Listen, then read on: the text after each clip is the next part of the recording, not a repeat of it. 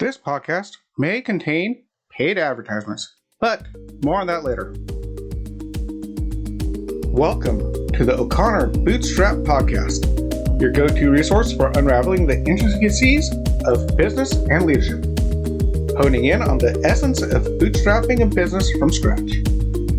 Whether you're a seasoned entrepreneur, a dedicated bootstrapper, or a leader navigating life's various challenges, this podcast is crafted just for you.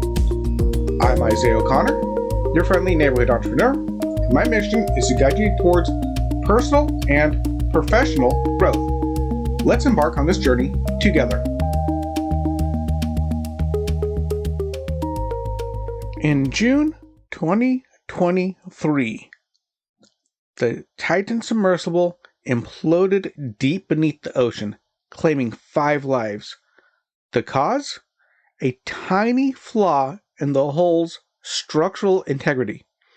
A defect so small it was barely noticeable, until the crushing pressure of the deep turned it into a catastrophic disaster. That's the power of integrity, or, in this case, the lack of it. In business, just like in engineering, the tiniest lapse in personal integrity, a white lie to a client, a shortcut in quality, can sink your entire venture. That's why I am now adding a new trait to my required secondary power series, integrity. For bootstrappers, leaders, and entrepreneurs, success is not just about your core skill, whether it's twisting balloons or fixing engines. It's about your secondary powers that make your business thrive, traits that turn an average product into a lasting venture. I thought I had covered them all in my last episode on assertiveness, but I've realized 2 more demand a spot. Discipline, which I'll tackle later, which I completely missed, and integrity. Integrity is what holds your business together under pressure, just like a submersible's hull. Let's dive into why it's a non-negotiable secondary power for your journey. Let's jump into some definitions of the word integrity. First, you have the definition of moral uprightness or honesty, which is the quality of being honest and having strong moral principles, moral uprightness, and adhering to ethical values. For an example, she is a leader of great integrity who always does the right thing even when no one is watching. Second, it can mean wholeness or unity, the state of being whole and undivided, completeness or unity of something, often used in political, relational, or organizational context. Keyword in this description is organizational. Example, the integrity of the voting process must be preserved. The country struggled to maintain its territorial integrity during the conflict. Then you have structural soundness, which is what I opened with, the condition of being sound in construction or design without defect that compromises strength or stability. Example, the structural integrity of the dam was compromised after the flood. This usage is common in engineering, architecture, and material sciences and refers to a structure's ability to withstand forces without breaking or failing.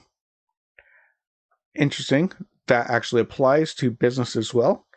The more integrity you have in your business, the better it can withstand storms and pressures on your business and on yourself, again, personally as well. And then you have, which kind of connects, which is the last description, which is data or system integrity.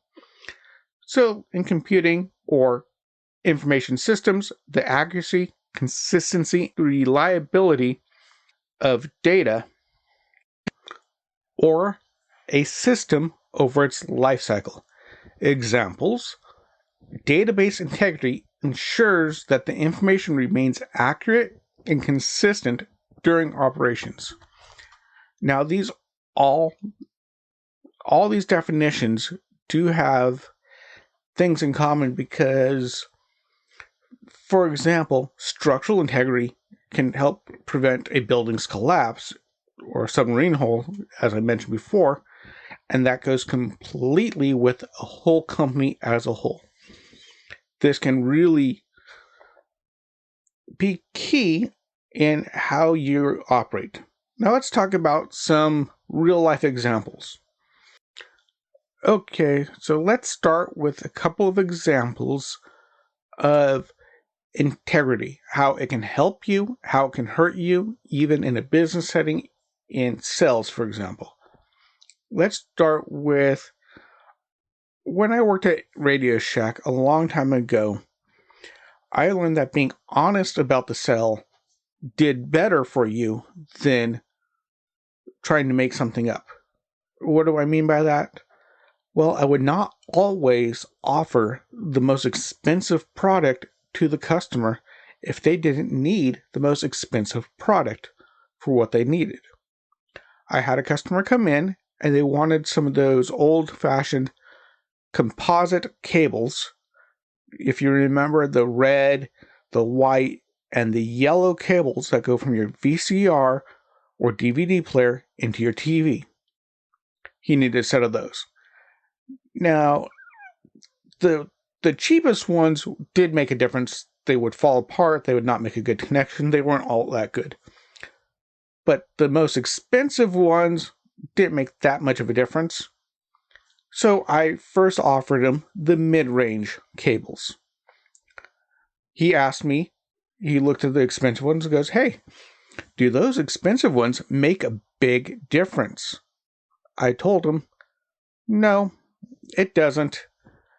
Unless you have a really fancy high-definition TV, it doesn't make a big difference. It's not worth the extra money."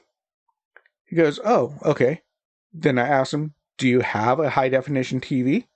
He said, "No." I replied with, "Oh, well, if you would like one, I actually have one on sale right now, right over here." Took him over. He looked at it. He liked the sale. He called his wife. She liked it. She came in. The sale went from around a $5 or $10 sale to an $800 sale because he bought the TV, he bought the nicer cables, he bought everything he needed to have himself a sweet setup. And if I had just been dishonest with him and tried to make that extra $5 or $10 on the expensive cables, which I can't even remember the price difference, but I would have gotten maybe an extra $5 or $10, and that's about it. But because I was honest and said, "Hey, these cables are not worth the money," then that actually wound up landing me a much larger sale than otherwise. And for another example, an example of how not having integrity hurts in the long run, also when I worked at RadioShack, we had a guy who told a customer, swore up and down, left and right, with certainty that he knew for a fact that the phone the customer wanted, I believe it was the Razor, which was all new and exciting back then. This puts a date on this. He said that the guy's current phone carrier was never, ever going to get the Razor. So the guy canceled his contract with the carrier he liked, signed a 2-year contract with a new carrier to get the phone he wanted. Around 2 weeks later, because this kid had no idea, he was just making things up to get the sale, the carrier, the guy's former carrier that he really, really liked, came back and released that phone into their system. The customer came back in, told us, "You know what? I do not like this carrier. I don't get the service I need where I need it. This is a horrible decision. I'm now locked into a 2-year contract that I can't get out of. He lied to me, and I will never, ever shop at any RadioShack ever again for anything." That lost us a customer for life. Integrity matters, even if it's something little, even if it's something like a phone. Being honest is the way to go on this. Also, integrity really helps build your team because, again, RadioShack, just using this because it's fresh in my mind, we had a team that had a lot of integrity for a while, and we did amazingly well. We took care of each other. We helped each other out. We would share the credit. I do remember mentioning this fairly recently, where we would share the credit on the sales. We'd help each other out, and we'd watch each other's back. That's also part of integrity and can build a strong team. And we wound up usually being in the top 10 in the district, usually only being beat out by the stores with a higher foot traffic, which was pretty amazing. Now, these are just some examples of integrity or lack of integrity in action. So why does this matter? Why is it vital for leaders and entrepreneurs, bootstrappers? Why is it so vital? Well, first, you can secure your trust with clients. It brings in clients. It motivates your team to work with you. It strengthens partnership. It builds your reputation. It sets you apart from your competition because an honest person, even if they're more expensive, will get more sales than a dishonest person. I remember when I was reading Rabbi Daniel Lapin's book, Thou Shalt Prosper, he mentioned that being Jewish, he's a rabbi, that people often think that Jews cheat people. The opposite is true, because if you cheat a person, he says, you will make a sale one time. You will not get repeat business. You might make more money in that instant, but you will lose a long-term customer. So the more integrity you have, the more honesty you have, the more customers you will have. And even if your prices are higher, because they trust you, they will come back to you because you've built that trust. And you can also build up your reliability in your business and in your life, which again leads to trust and your reputation as being a reliable person. Small lapses in integrity can build up slowly and can start to destroy your business. Now, for a more extreme example, this goes back a little while, but for a while there was this company that was all the rage. It was this energy company, and it was doing great. It had a huge market share. It was valued around $74 billion. The leaders were pals with presidents and industry leaders, and it seemed like this amazing company. Now, for those of you that are alive now that remember this, you probably have guessed the name of this company. This company was called Enron. Turns out the executives were cooking the books. They were hiding billions in debt with off-balance sheet schemes. They lied out profits to inflate the stock price, and then they betrayed investors, employees, and retirees. When the truth surfaced, Enron went bankrupt, erasing $74 billion in shareholder value, leaving thousands jobless and shattering lives, all from what started off as tiny lies and greed that snowballed into ruin. It gave the whole idea of business and, as a whole, a black eye. So it didn't just hurt their industry. It didn't just hurt their employees. It didn't just hurt their investors. It hurt all of business.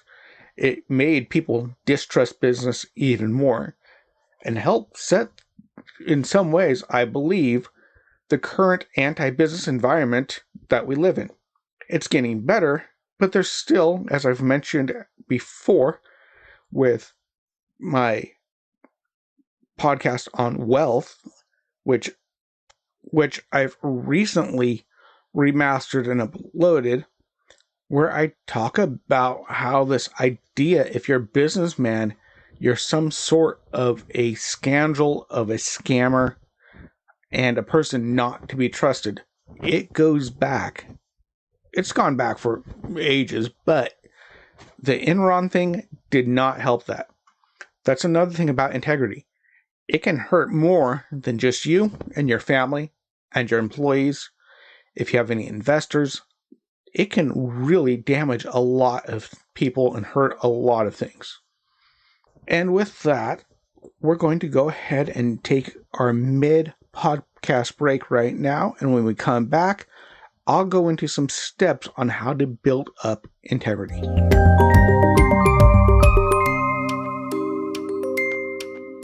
Welcome to the mid-episode break. And this week we have no new 5-star Apple reviews to read out, or any new Patreon or Buy Me a Coffee supporters to shout out. That's all good. I really appreciate you listening and joining me on this journey. I know we're starting to build it back up, so it's okay. Just remember, if you do drop a 5-star review on Apple, I will read that out. And if you join me on Patreon or send me money on Buy Me a Coffee or something along those lines, again, I will shout you out. All my Patreons, I will make a Patreon supporter page, and your name will go on that as well. Now, I also want to let you know that I am on Twitter /X at capital I, capital O, capital C, _ capital B, Bootstrap, capital P, capital O, capital D. And you can reach out to me there as well. And if you've got a story or a question, again, I want to talk to you guys. I want to hear from you guys. So again, I'm on X. You've got my email, Discord, Facebook, or LinkedIn, whatever works best for you. All these links will be in the show notes. And hey, if you're a bootstrapper with a story, if you're have leadership insights or business lessons or something that's business related, you want to be on the podcast, please reach out to me. I'm looking for interview partners, and perhaps you can be the next person on the show with me. Okay, let's get back into it. Now that we're back to the main episode, let's go into some actionable steps that you can use to help you build integrity. And you grow your integrity through small and daily choices. And it's like reinforcing and strengthening the hole on a sub, making sure there's no holes. And you do this a step at a time. First of all, you need to be brutally honest with yourself and oftentimes with other people. Admit your limitations. Hey, I'm sorry, but I can't deliver on Friday. Or perhaps I can do it today. Be transparent in a call or an email. Be right up front with that. And this goes kind of towards one of my other podcasts, the Stockstill Paradox, where I talk about animal stockstill. And he talked about the people who survived in the Hanoi Hilton in Vietnam. He was a prisoner of war, were those that could face the harsh reality of their situation and yet still remain hopeful. And that shows integrity, being able to recognize the truth and admit it and face up to it, not just try to hide and run away from it, which I think that's kind of crazy how even that story ties back into this. Then you need to follow through. If you make a promise, you keep a promise. If you don't think you can keep a promise, don't make one. If it's a small promise, make it. If it's a big promise, make it. Now, my son is 11 years old, and I told him we were going to do something. Now, I didn't quite promise, but he took it as a promise, and that was months ago, and he's still hurt and upset that Daddy let him down. I didn't mean to. Something came up, some craziness happened. I wasn't able to do something that I told him I was going to do with him. I can't remember exactly. But to this day, he still hurts because of that.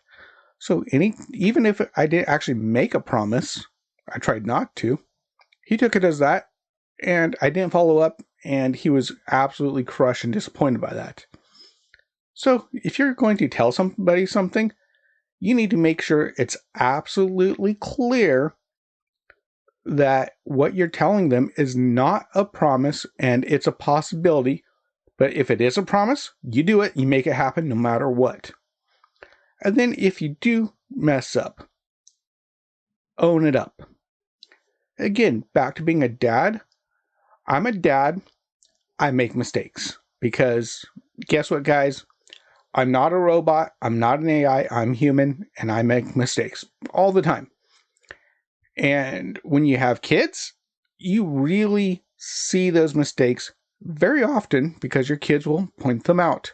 They're really, really adept at that. Like I said, I messed up. I didn't follow through. And I have to admit I was wrong. And from what I've learned in parenting classes is if you do make a mistake, if you do lose your temper, if you do yell at your kid, the best thing you can do is go and talk to them about it, apologize, and admit you're wrong. That sets a good pattern for them so they can do the same. And you also need to stay consistent. Treat everyone equally, from your small clients to your big clients. Treat all your employees with respect. From the janitor on up, I've heard about this about multiple leaders, multiple presidents, where the best ones, they remember the name of their janitor. They remember the name of the doorman, whatever. They were very polite. They were talking to people, and they treated everyone the same with respect. And all this also goes back to my lesson saying more is caught than taught. If you're a person of integrity, if you set an example of integrity, you're going to attract people with integrity, and you will encourage everyone else underneath you to also have integrity. Your leadership from the top will encourage others. Matter of fact, you don't even need to be in a direct leadership position and have integrity and still affect somebody. Growing up, I had a couple of friends, just as a small example, who liked to swear a lot. Now, I never corrected them when they swore. It wasn't the whole swear jar, the whole joke about this in the Avengers with Captain America. I didn't do this. All I did was not swear. Even though we were often playing away from my parents, with no one else around, it was just the two of us, walking around, just doing stuff, people would just stop swearing and even start apologizing to me when they swore, even though I never asked them to. Because my example made them follow and they changed their behavior, even though I never reacted to it negatively. I just led by example, and I kept my own integrity in not swearing so that they picked up on it and they followed suit, even without me having to say a word about it. So when you have integrity in your business, it brings you clients. You can set a culture of integrity in your business, which can build your strength of your walls of your business, as it were, build it up and give you some strength to continue on. Now, like I was mentioned before, each small step, each small choice compounds over and over and over again. Smaller habits, small choices lead to big habits that lock you in. It's a really good thing. So the takeaway is integrity is like the whole of your business. It holds everything together and keeps you afloat. One crack, like the Titan's design flaw or Enron's shady dealings, can take the whole thing down. But when you protect your integrity, you build something stronger: trust, loyalty, and a business people actually believe in. So a challenge for you. Apply one small step this week. Be honest with the client, own a mistake, or follow through on a small promise. These choices build the type of reputation money can't buy. And remember, I would love to hear your story. Tell me how you applied integrity this week, or how it paid off in your business. If you share this on X, please use the hashtag integrity in leadership so that we can grow together as leaders, entrepreneurs, and bootstrappers. Until next time, I'm Isaiah O'Connor, your friendly neighborhood entrepreneur. Bye-bye. If today's episode added value to your day, we'd love to hear your thoughts. Drop a comment and consider giving us a stellar 5-star rating on your favorite podcast platform. Whether it's Apple Podcast, Spotify, Google Podcast, or more. And remember, if you leave a 5-star review on Apple Podcast, I will personally read it out in the next episode. To support the show, you can make a one-time gift by buying us a coffee at buymeacoffee.com/bootstrap, donate through PayPal at paypal.me/IOCPOD, or make a contribution on our Patreon page at patreon.com/IOCPOD. Your support keeps the episodes coming. For even more content and exclusive perks, join our Patreon community at patreon.com/IOCPod. Patrons enjoy ad-free episodes, access to our private Discord server, early content previews, and a lot more. And here's an exciting offer. Get your free trial of our $5 a month Bootstrapper Community Explorer tier. This exclusive tier grants you ad-free content, Discord server access, and early content previews. Join us and be part of the inner circle. If you're feeling more generous, those who join tiers $25 a month and up will have a chance to be a featured guest on this podcast. A massive thank you to Wintergatan for generously providing the incredible intro and outro music at no cost. We appreciate their support. Be sure to check out Wintergatan's amazing work on YouTube at youtube.com/@Wintergatan. Until next time, I'm your friendly neighborhood entrepreneur, Isaiah O'Connor, signing off. This is the O'Connor Bootstrap Podcast, brought to you by Athos Business Solutions.